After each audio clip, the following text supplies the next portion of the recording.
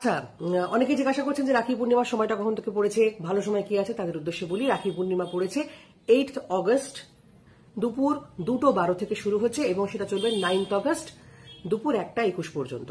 সব থেকে ভালো সময় সকাল 7:35 থেকে 9:15। এবার অনেকে বলছে 9:15 পর থেকে রাহুকাল পড়ে যাচ্ছে, খুব খারাপ সময় এবং তখন নাকি রাখি বন্ধন করা যায় না, সেটা 11:30 11:30 পর্যন্ত চলবে।